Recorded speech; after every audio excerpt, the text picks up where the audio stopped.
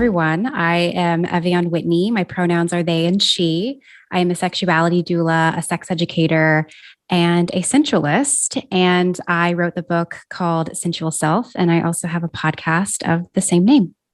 Beautiful. And your sound and your voice are just so enchanting, by the way. Oh, well, thank you. Nice to listen to you. I've listened to your podcast as well, and it's very it draws you in. So kudos on that. Oh, thank you. So I think we want to start off today with really defining what sensuality is, and then kind of going from there. So would you mind giving us a basic definition? Yeah. So the way that I think about sensuality as someone who is a forever student of this as a practice is sensuality is about being in your body. It's about being connected to your physical body, and not just your physical body. It's also about being connected to your emotional body, your pleasure body, basically all of your senses. And the way that I discern sensuality from sexuality is that sensuality has been really sexualized in our culture. So I think a lot of us have heard sensuality and thought wait, doesn't that mean sex or doesn't that mean sexuality? And so the way that I like to discern it is that sensuality is about a personal experience that you are having with your body outside of a sexual context. It could be within a sexual context, of course. And then, we could talk about that, but I see sensuality as being completely separate from sexuality. Sexuality is what you do when you are having sex, when you are being a sexual person, when you are exploring your sexuality, whereas sensuality is about exploring your body, exploring what makes you feel good outside of a sexual context within your body, and also creating this connection with yourself that isn't so dependent on somebody else, but is more so about the personal and private and very intimate relationship that you have with your own self. Mm-hmm. Whenever I've pictured sensuality, I've always assumed it to be within a sexual context and to be as it being viewed by someone else. They think I'm a sensual being. And in that, I assume that I'm coming off as a seductress. I'm this siren over here in the corner, being a sensual, in the corner. or in the bed, I guess, wherever I'm doing sex, and assuming that it's something to be viewed and to be oozing off of me, sensuality. So that's a good differentiation for me. Yeah, it's interesting because it's kind of what popped into my head was that whole a rectangle is a square, but a square isn't a rectangle. Okay. Or wait, no, is it the opposite? I don't know where you're going. Now I don't even know where I'm going. But it is really interesting because it's also, I feel like if you get more in touch with your sensuality, that would deeply impact your sexuality and your experience of sex. Mm-hmm. Yeah, absolutely. And you're not wrong. I have also had the same sort of indoctrination of what sensuality is. The way that I was brought up thinking about sensuality is that it's about performance. It's about what someone is witnessing you do as a way to titillate them, be an inspiration for their sexual or erotic imaginations. And that's not to say that that can't happen within sensuality, but my work has been both personally and professionally, what does it look like to be a sensual being without sex being at the center of it? Because I believe that we are sensual beings as we are here, as we are breathing, as we are talking to each other. Because if you have a body, you are sensual. And so I personally love this idea that sensuality is its own separate experience from sexuality, because then it allows me to create different connections to my body that maybe I wouldn't create within a sexual context, And then, the other piece that I'll say about that too is that in my line of work, I've heard sometimes, not all the time, that people will sort of give themselves permission to feel the full spectrum of pleasure when they are in a sexual experience. But that's the only place that they allow themselves to explore their pleasure. Maybe they'll have fleeting moments of pleasure where oh, I just ate something really yummy. Okay, then it's gone. But it's only within a sexual context that they're okay, here is where I'm allowed to savor. Here's where I'm allowed to explore. And so with sensuality, the thing that I am always trying to do within my own work is think about okay, I am a pleasurable, or I have the capacity to experience pleasure on multiple levels outside of a sexual context. What does that look like? What does that feel like? And sort of like bringing in that same essence of connection and intimacy and vulnerability and self-awareness that we would find in a sexual interaction, and just taking it out of the bedroom and applying it to the relationship that we have with ourselves. It's so much about being connected to the body. And also that connection to the body isn't always pleasant. I think that's another reason why we might have conflated sensuality to sexuality, is that like sex, for the most part, for a lot of us, feels pretty good. And so this idea that sensuality wouldn't be anything other than feeling good makes people a little uncomfortable. But the truth is that if you're carving out time to be with your body, you're undoubtedly going to experience some not comfortable feelings, sensations, thoughts, or experiences in your body, because having a body sometimes is hard. There's pain and there's trauma and there's anxiety and depression. And so sensuality for me isn't just about eating something really delicious and having your whole body sort of undulate as you're, eating it. It's also about like, what is my emotional state right now? And how is that emotional state keeping me from being in union with myself? It's like really taking a very honest look at what's going on in your body at any given time. Would you be able to give some like concrete examples of like everyday activities where we could really bring in more sensuality, or like really try and connect to that sensuality? I think it would be helpful, just because it is kind of a hard concept to grasp, and you're explaining it beautifully. And I think I understand, but I would love some more like what you said with, eating something really delicious. Like I don't know. How to bring attention and like intention. It's like, I'm not eating intentionally necessarily. And so I don't know, like, how can I bring that into those everyday moments? Yeah, it's all about intention. It's all about intention. And it's all also about seeing yourself as being a sensual being, even when you don't think that you're being sensual. Because I think the reason why maybe the idea or like the sexualization of sensuality feels easier is because we have like a particular framework and image for it. Like we can emulate that. That's really easy. We wear low cut shirts, or we show lots of skin, or we walk in a certain way. And this idea of sensuality being a personal experience that no one can take away from you is kind of like, okay, but what the fuck is it? Right. Exactly. So the way that I think about sensuality is in very small and intentional practices or experiences that we create for ourselves. So, if sensuality is about the body, sensuality is also about mindfulness, so body mindfulness. And so a practice that would be really good for that is like taking some time in the morning and feeling your body. How often are we connected to our body so much that we remember that we have a body? So many of us are running around, moving so fast. Sensuality asks that we slow down and we feel and we ground into the experiences of our senses. And so a really quick practice that people can do to just like explore what being sensual is like lay flat on your back, put one hand on your heart, one hand on your belly, and just breathe. And notice, like, what are the physical sensations coming up in my body right now? And really tuning into the fine, small, tiny moments. I think sometimes we're so overstimulated. And so like, I think we can forget that our bodies feel and experience and like give messages on such a small level. So like, what does it feel like to feel your breath going in and out of your nostrils? Like, can you tune into that sensation? What do you hear in this moment? And maybe you're not hearing anything, but can you like, what does that sound like? Like, what does it sound like to like tune into that silence or tune into that faint buzzing of your refrigerator? It's like the way that I think about sensuality is that it's the process of paying attention with your senses.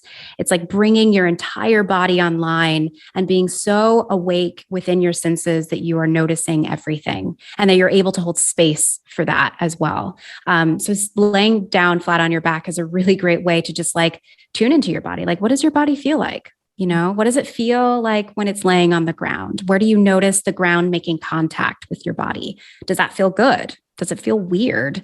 And also going into the emotional landscape as well, because it's not just about what's going on physically. Like, what are the emotions that are coming up for me right now? Do I feel anxious? Okay. Where does that anxiety land in my body? Do I feel that in my gut? Okay. What does that feel like in my gut? Does it feel like a drop? It's about bringing so much attention and intention to the way that we are moving in the world. And the only way that we can experience sensuality in all of its forms is if we slow down. So whether that is laying flat on your back and breathing, or eating your favorite meal and savoring every single bite, like, in order to do that, you have to slow down, and you have to pause, you have to be still. And so any space that you can be in where you're able to do that, where you're able to slow down and pay attention with your senses, you are being sensual. Mm-hmm. It helps when you brought up that definition of like senses, like your sensual, like you're using your Mm-hmm. to tune in around you. And not that every single self practice has to have a purpose or has to have like an overarching benefit, but it does sound like this helps you navigate yourself a little bit better. And I just would like to maybe bring up a few more like other benefits of really tapping into your sensuality and understanding how those emotions pop up. Like, what does that do for you? What does like slowing down do for you? Kind of like the why was coming like into my head, and it felt like a very type A question, but like, why should we? Exactly. And like, it almost felt sassy. I But know. like, I feel it in my body is like, yeah, but why should I? So Yeah. I mean, oh my gosh, there's so much stuff coming up. I mean, one, I think that it feels good to be connected to ourselves. It feels good to prioritize what is coming up in our bodies. I mean, sometimes it can feel good. I don't want to say that the experience can feel good, but I do think that this process and practice of being in union with ourselves is really, really important. And I know that for me, I spend a lot of time feeling really fragmented. My mind is here, but I'm multitasking, and I've got like 5 tabs open on my computer, and I've got like 8 apps buzzing for me and my attention. And so the idea of slowing down allows us to really take pause and ask ourselves, like, what am I feeling in this moment? What do I need in this moment? What is my body saying to me? Like, our bodies talk to us all of the time. They're constantly giving us information. They're constantly asking us for things. And we live in such a frenetic and fast-paced world that we don't get the chance to really sit down and pay attention to that. And so when we have these moments where we're able to connect to our bodies and listen to the voice of our bodies, like, we have more of an opportunity to bring a sense of like intelligence around, like, oh, I know what I need. Like, I know what my body needs because I listen to it most of the time. Like, when my body is asking me to rest, I know exactly what that physical sensation feels like. Or when I have a desire to eat something delicious or go outside, I know exactly how that shows up in my body. Like, it just creates so much body literacy, I think. And it's a fun way to do it. I mean, there's this method that I'm talking about is really just about like body mindfulness. And I like the idea of framing it from this place of sensuality, because like, sensuality is accessible to all of us. Like, we all have a body, and we all have the ability to at least take a moment, whether that's 5 minutes or 30 seconds, to just like take a breath and feel into our bodies. And there's so much power and potency in doing that, especially in a world that is constantly trying to take us out of our bodies. Mm-hmm. Something that we've talked about a lot on the podcast is how, in order to, be with a partner and get pleasure out of sex with that partner, it's really important that you know what you want and what you actually like and what brings you pleasure. But it's always kind of like, okay, but I don't know. So like, how do I figure it out? And it's like, masturbation is a great way, but this feels like a very accessible way to start learning what you like and what you need. Even if it isn't in a totally sexual way, I feel like that would transfer over really beautifully. And also with like stuff that comes up in your body when you are going into like maybe your own masturbation practice or being with a partner, like anxiety that comes up in your body, and like kind of identifying where that is. Because when you were speaking just now, it was like, oh my gosh, I feel like that would be perfect for where I'm at right now. Like today, I am just so overwhelmed. And it's like you almost get so frazzled that you're like, you don't know where to turn to calm down. But it sounds like this could be a really great practice to start doing to like just check in with yourself first. And you forget how important like it is to ask yourself first what it is that's going on. But it just sounds like it's a great tool to use in almost any situation where you feel like another emotion coming up or something to tune into. Yeah. I mean, when you know yourself, you can better communicate your needs and your likes and dislikes to the people around you, whether those are your sexual partners or just family members, friends, lovers, whatever.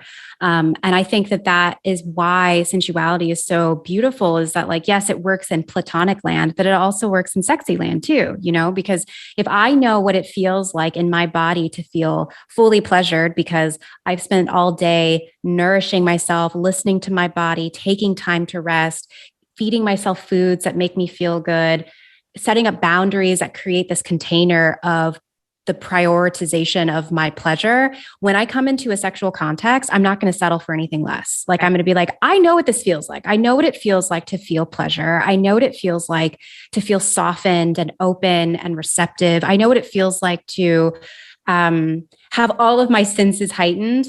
I want that experience in the bedroom as well. Like I want my sexual experiences to be like that.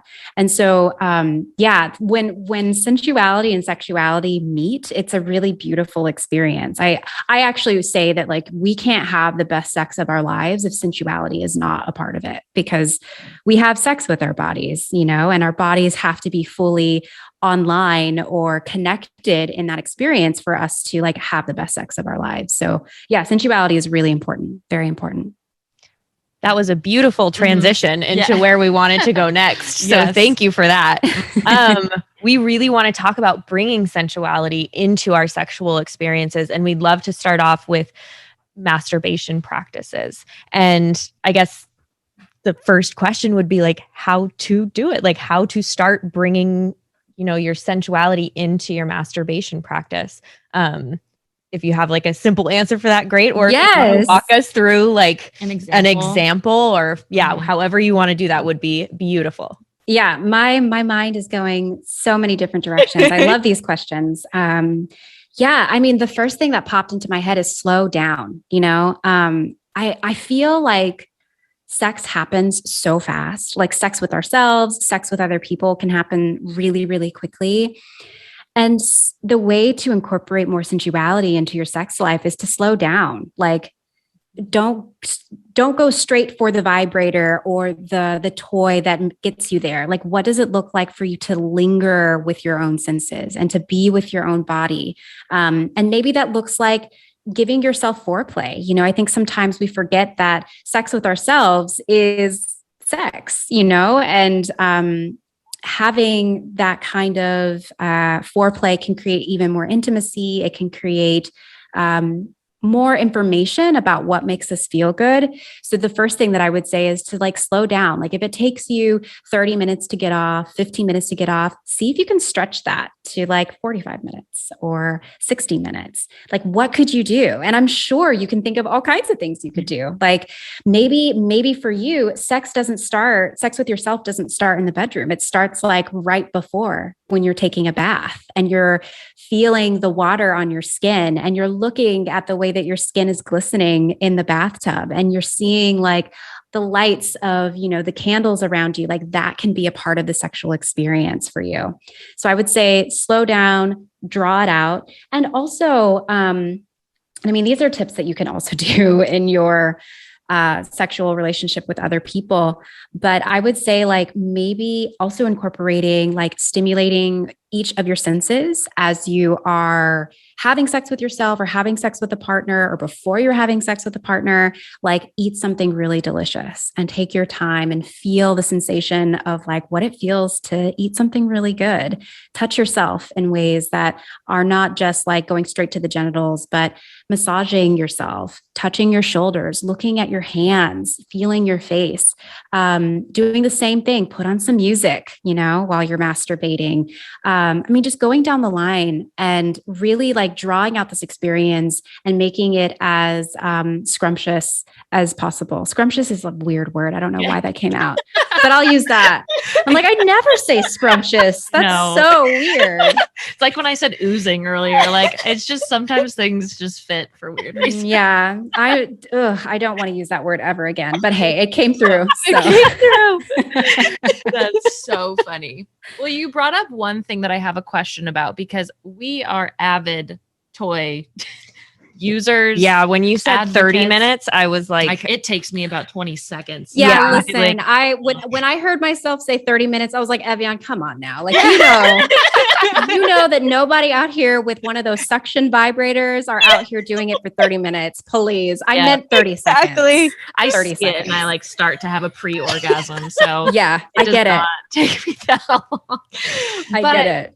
I would love to know ways that we could be more sensual with toys and like slow down with toys if you feel like that's that's something you really love to incorporate in your masturbation practice. Yeah, I mean, I don't think that there's anything wrong or anything unsensual about getting off in 30 seconds, especially if it's like the best 30 seconds, 15 seconds of your life, right? And like you're fully in it and you are like everything, your whole body feels like it's buzzing. Like sensuality is not meant to be fleeting, but if you're like in that moment fully and you can really savor that quickness, like that's a sensual moment. So I really want to make that clear. Like sensuality, there's slowness in sensuality, but it's not slowness in the sense of like, I got to use my hand now. I will say this. I would actually encourage people to just try it as a practice, just to throw it out there. Like, maybe try not using your vibrator for like the first 5 minutes and seeing if there's ways that you can connect with yourself and connect with your body, connect with your sexuality without the use of a toy. I say this as someone that is like married to my We Vibe Touch. I fucking love that vibrator. I've had it for 6 years. I will never use anything else. But I also love the experience of feeling myself with my own hand and how much of an intimate experience that is. And it also helps like create a little bit more space for my orgasm to come through. And, it inspires me a little bit more. So I want to throw that out there for folks. If they're like married to their vibrator or their dildo or whatever, just to like try something new. And it doesn't have to be forever, but just see what it feels like, see what new sensations come through and new information about your sexuality comes through without the use of a toy. I think that in terms of actually using toys for sensuality, the best way that I can think about like bringing in some mindfulness and maybe even some slower energy without literally taking the vibrator or the toy away is the breath. Breathing is such an important part of like everything. Like literally, we would not be here if we were not breathing. But the breath is a really beautiful way to slow us down and connect us to our bodies. So the next time that you're in the sack with yourself and you're having a moment with your vibrator, whatever it is, instead of, breathing shallowly, because that's typically what we do when we're excited and we're, about to get there, deepen the breath, so breathe very deeply into the belly, exhale deeply out the mouth, and just slow it down a little bit. And that is and you can still use your vibrator while you're doing this, but just as a way to like, oh, what does the breath give me in this moment? Like how does the breath perhaps heighten this arousal or heighten the excitement that I'm having with myself in this moment? And again, these are things that you can also do with a partner as well. But I would encourage folks to maybe play with the breath a little bit, to breathe a little deeper while they're having sex with themselves.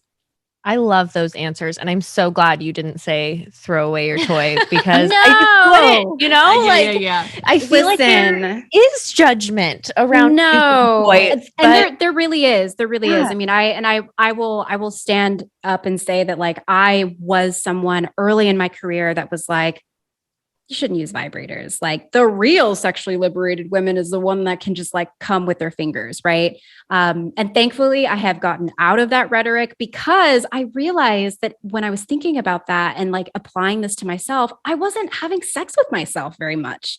And that's not because I didn't enjoy touching myself. It just, sometimes you just want to come. And it's not about like trying to have sacred sex with yourself. It's just like, I need to get off. I want to go to bed. I've got a headache. Let me whip out a vibrator. So I'm a full proponent of vibrators, sex toys. I see them now as tools that we can use to interact with our sexuality and learn more things about who we are as sexual beings and ignite some more, interest and curiosity. And I think that there are ways to do it. Where you're not being as mindful, but also I'm like, it doesn't matter. Like, even if you whip out a vibrator and you're like not connected to your body or your breath, if you have an orgasm, like that's exactly what it's designed for. Yeah. Exactly. And it's that you're listening to that small thing inside of you. That's like, you're tired, you want to go to bed, but you also want an orgasm. So I feel like in that sense, you are still absolutely sexuality in like a smaller scale way. But when you're also saying breath, I was thinking about how like, I'll tense up 9 times out of 10. I tense up my body when I can feel it, like an orgasm coming. Yeah. But also that would be a fun tool to like play with or a fun experience to play with as well, to like lengthen that time. Cause like, that's like a punch to the gas. If I like tense up my body, like that. Really. Yeah. So I feel like with that and breath, maybe I could do a 30-minute at that point.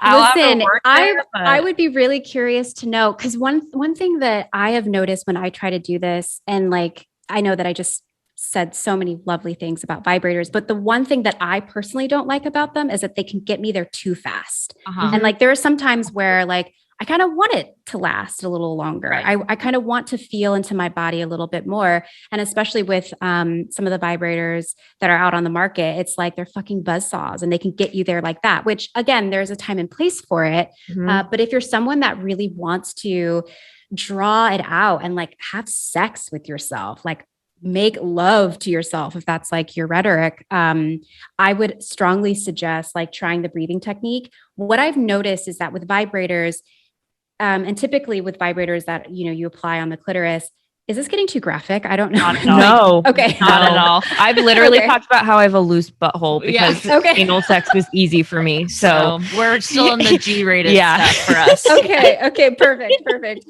So yeah, when I think about vibrators, and especially vibrators that focus only on the clit, it's like, that's all that there is. You can just feel that one point. That's where your mind is focused. It's where your eyes are focused. But with the breath, what happens is that like that arousal moves from this tiny point or this tiny area of your body, and it just sort of flows out to your arms and your fingers and your legs and your toes. And like suddenly your whole body feels like it's aroused, as opposed to it's just my pussy that's aroused. So like that's what I've explored and experienced when I lengthen with the breath. It almost brings the arousal throughout my whole body, as opposed to being in this one area, which again, there's a place and time for all of it. But if folks want a little bit more diversity or just want to explore different ways of having sex with themselves, like I highly recommend it. Absolutely. I feel like it makes sense too. It's like giving your body some time to like disperse the energy a little bit. Yeah. Because in 10 seconds, it's just not enough time. It can't move. If you have the energy, like practicing that longer, like I have a toy at home that I'm really excited to use tonight, probably after this conversation. And I already have like 17 different ideas of how to like lengthen that process. Nice. To like keep me entertained until the big finale. That's another question that I have though, is if you are easily distracted or you're somebody who's like has trouble really getting into your body, or me, I'm talking about me. So it's like, is it the body scan then? Like, what are some things that I can do in that moment to be like, no, I really do want to lengthen this. I do really want to be here in my masturbation practice. Like, I'm not trying to think about whatever I have to do tomorrow. Yeah. I hate to sound like a broken record, but the breath, I would really employ the breath there. There's something about the breath that can completely connect us back into our bodies. And this is a tip that I give to clients of mine who are like, I want to have sex without my brain getting in the way. Like, I feel like I would be fully in a sexual experience if I weren't thinking about my groceries that I need to get tomorrow, or the to-do list that I forgot to like complete at work, you know? And again, I think that this is a product of a culture that we live in that prioritizes people who move fast, who are, what is it called? The word is escaping me, where you do multiple things at a particular time. Multitasking. Yes. Where like we celebrate and congratulate multitaskers when like really we should make time and space to like focus on one thing at a time, which is basically what sensuality is about. And the breath is a really great way to be like, oh yes, I am here now. Oh yes, I have a body that breathes. Oh yes, I have a body that is alive. And I say this as someone who has general anxiety disorder. So like I get that. Like my brain is so fucking talkative. And it can be really difficult to get it to shut up for a moment so that I can be like, I want to fucking have an orgasm. Exactly. But yes, what I found for me is that anytime I can feel my brain kind of going up here, thinking about all the things, it's like, oh, wait, let me catch that and bring that energy down. Actually, a technique that I've tried on myself and also with clients in the past is like, think of that energy, that very talkative, heady, like you got all this stuff up here, like over your head. It's like, at least for me, when I'm overthinking, I feel like I'm in like fucking la la land. Like I'm up in the cosmos and I'm thinking about literally everything. And so rather than being like, wait, you got to come back into the body, sort of like visualizing that energy, sort of like this bolt of light, and just pretend that as you are breathing in, that energy is going straight from your head and all the way down into your pussy. And like thinking about like, okay, there is energy here, but let me bring it down into my body, or let me bring it down into my heart space, or let me bring it down into my belly. And that can be a way, that sort of visualization can be a way to think about like, okay, yes, I'm overthinking, but I can take that energy and bring it down, and ground it back into myself. If that's helpful or useful for anyone, it's a little woo, but it's worked for me in the past. And it's clear and simple enough that I feel like it's not too like, that's not for me. But I did want to get a little specific in terms of breathing. Do you have any breathing patterns that you really like and that you've found really helpful? Yeah, I think, so I am a certified breath worker. So I know a little bit about the breath. One thing that I know is that if, and I don't know, I've never actually tried this in a sexual context, because typically I'm already breathing fast and shallow because, you know, we're having sex or I'm having sex. But I know that when I'm in a breathwork experience outside of a sexual context, breathing faster helps solve the overthinking mind. So, that might be something that folks can try if, you know, maybe if they are in a space where they're thinking too much during sex, maybe creating a little bit more of a faster pace with the breath. If that doesn't work, which, you know, like I said, I'm just like spitballing this here. I haven't tried it yet. So to be continued. But honestly, lengthening and slowing the breath down can be a really great way to ground into the body. I mean, this is something that we should be doing when we're behind our desks, or when we are driving, or when we are making food for ourselves. Like, so many of us are not breathing enough. And for me, the foundation of sensuality is breathing, is being in our breath and being very intentional about that. So I would say like trying the faster paced breathing. And again, when you're fast paced breathing, you might try, rather than breathing up into the chest, breathing it into the belly, like bringing the breath into the belly instead. When we breathe up into our upper respiratory, like that can cause some hyperventilation and even more anxiety. So if you want to practice breathing fast, but more in an intentional way, just try breathing faster just in your belly, like locating that breath deep into your lower belly. And do the same with a slower paced breath. So whenever you are breathing and trying to be more mindful, breathe into your belly. Because most of us were breathing up in here anyway. I know for me, whenever I'm anxious, like I hold a lot of energy in here. So what does it feel like to like drop that energy down? I mean, immediately I'm doing it right now. I can just feel more grounded. Like I feel like my body is like, oh yes, I'm here. That's right. I'm not all the way up here, you know? Absolutely. I've never heard of breathing faster either to like feel more grounded. Mm-mm. So I'm excited to try it that way. And when you were talking about like other tools to kind of like bring yourself back into your body, I just wanted to throw one out there that I used the other night. I don't suggest this during sex because my face was trying to do math. So, but I like started counting by sevens. I forget who told us to do that, but it's like, it's kind of hard once you get up there and you have to think about it. But I was like getting so distracted at night to try to go to bed, and I like breathing wasn't working. Like nothing was like calming me down. So I was like, well, what's hard for you? Math. Let's try to do some.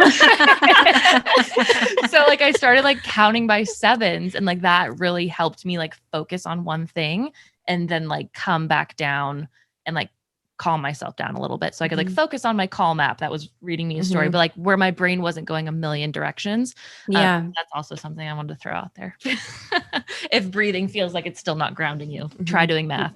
Yeah, that'll humble you. And you will be grounded. Yeah. Absolutely. But I like that. So I think we also want to get into being sensual with like a partner a little bit too. I don't want to like taint the beautifulness of being sensual with yourself and like masturbation.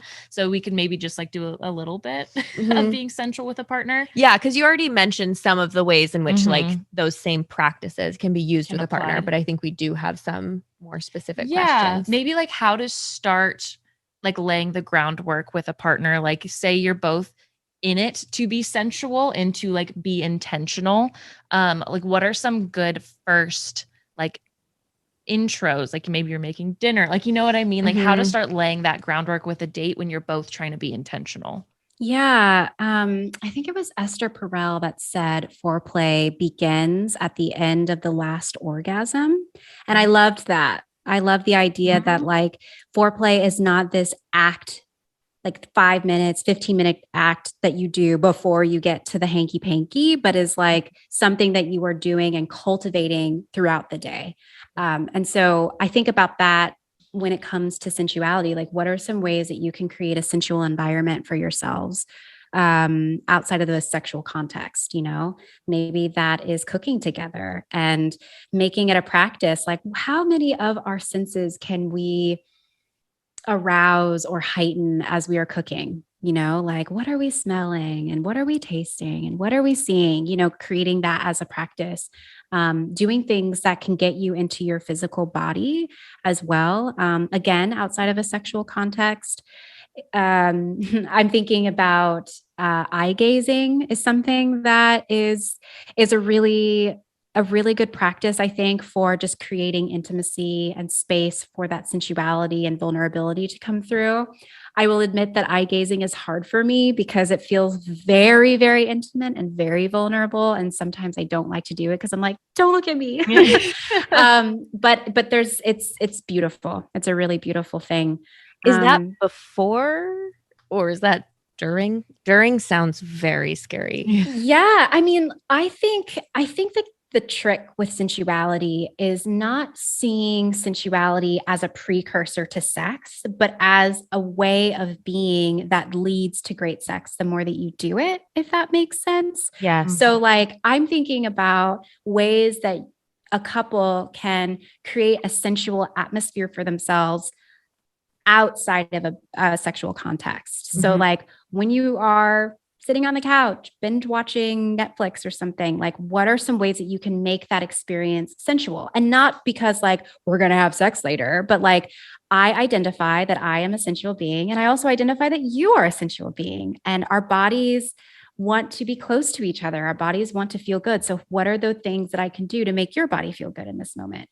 Maybe it is massaging your feet. Maybe it is cuddling closer. Maybe it's breathing in your partner's scent on their neck, like taking those moments to slow down a little bit and feel each other's bodies, feel each other's energies. Like that to me can create so much possibility for arousal and fun and playfulness within a sexual context.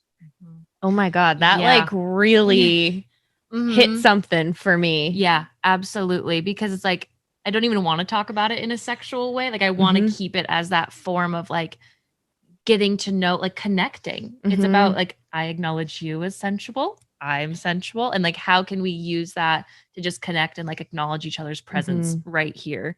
Which is also, I mean, in a different layer, it is what we talk about in sex a lot too. It's connecting and acknowledging and seeing the other person for like what they find pleasure in and, you know, doing that. So that's so multi-layered already. And I think Yeah.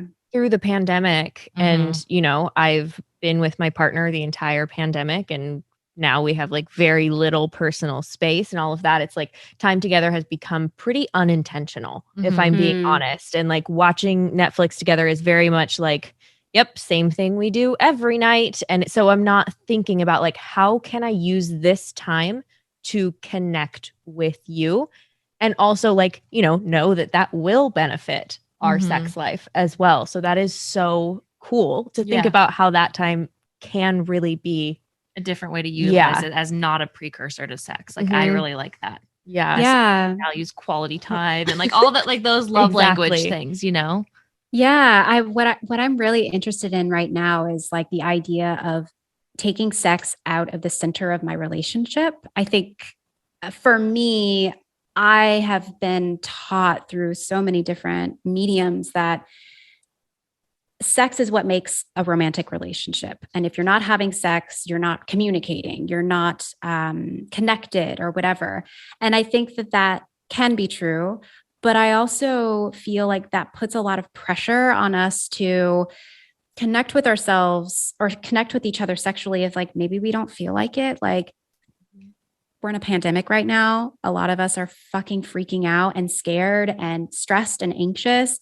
And for some of us, you know, that the way to sort of cure that anxiety is to have sex. But for a lot of us, like, you know, I think what I'm trying to get at, and I'm kind of like going on a tangent here, but I think for a lot of us, it would be really interesting to try to explore like what are the ways that we can be physically intimate with each other that have nothing to do with having an orgasm and that have nothing to do with like, if I do this, that means we're going to have sex. Like, what does it look like for me to be like, I want to feel your body. And that's all I want. Like I want to have that experience of feeling your body be a pleasurable experience. And it doesn't go into sex. It doesn't have to go into sex. Maybe it shouldn't go into sex because like, that is a language that we all know. And that is something that we're all taught to do all the time. I don't see a lot of people talking about like, it's okay if like sex for you or intimacy for you is just like having that quality time and that intention with each other. I've noticed that as I've deprioritized sex from my relationship, it's giving me more opportunity and space to explore different forms of intimacy that I haven't been able to explore because I always thought the ultimate intimacy is sex. And it's been opening up my eyes to the ways that like I can feel sensual and pleasurable with my partner that has nothing to do with penetration or an orgasm or any type of sex at all. And it's been really fun. It's been really interesting. And I just what I love about sensuality is that it's really creating so much more space in my life to explore what pleasure is outside of what I think a lot of us are taught it should look like. That was beautiful. Yeah. I'm like absorbing, trying to absorb everything that you're saying because that's a huge shift. It is for starting this interview thinking of sensuality one way and like now by the end of it realizing it as like this huge untapped part of you that you can really start like taking advantage of, like understanding your pleasure and how you just want to move in the world. Well, and I think, you know, that idea of deprioritizing sex is so interesting because we put so much pressure on sex because it is seen as this ultimate form of connection. If it's not working, if, you know, you aren't having sex, it's like, well, then your relationship must not be doing so well. Or, you know, the pressure is really damaging to a lot of people, whether that's like their ability to perform, so to speak. And so like that deprioritizing it kind of releases that pressure. And if you're able to find those connections in other ways through, more sensual ways. It's so interesting to think about how that would affect your sex life. Exactly. Yeah. Beautiful. I love this. This made me so happy. I know. Is there anything you feel like we didn't touch on that you wanted to get into? Well, okay. I want to do a shameless plug because we have been talking about sensuality. And I think a really great way to explore sensuality is through folks that can sort of like guide you through this process of coming home to your sensual self. And I wrote a book called Sensual Self that does exactly that. It is a guided journal that is designed to help you with prompts and exercises, connect to your sensuality and your body and what gives your body pleasure. Like, one prompt at a time. And it's something that I wrote because, for me, sensuality is more than just an idea, like we're talking about sensuality here, but the way to experience it is by like doing it, like embodying it. And I wanted to write a book that wasn't just a whole bunch of theory about sensuality, wasn't just like, here are some practices that you could do, but actually being like, here is a question, like, what does pleasure feel like in your body? What does an enthusiastic yes feel like in your body? Knowing that by answering these questions and participating in some of these exercises, that it's just giving you more connection to who you are as a sensual person. And I mean, I think so much was discussed today in terms of practices you can try and breath work techniques. But if anyone is looking specifically about like what it looks like to create their own relationship with their sensual selves to like really reclaim that, they should definitely check out my book, Sensual Self, which is available at any bookstore that you can find it. Absolutely. And it will be in the show notes. I have it. I'm starting it and I've never been more excited. Oh, yay. I'm so excited for you. Beautiful too. It is It's a beautiful book. Thank So you. all around, just a 10 out of 10. Thank you.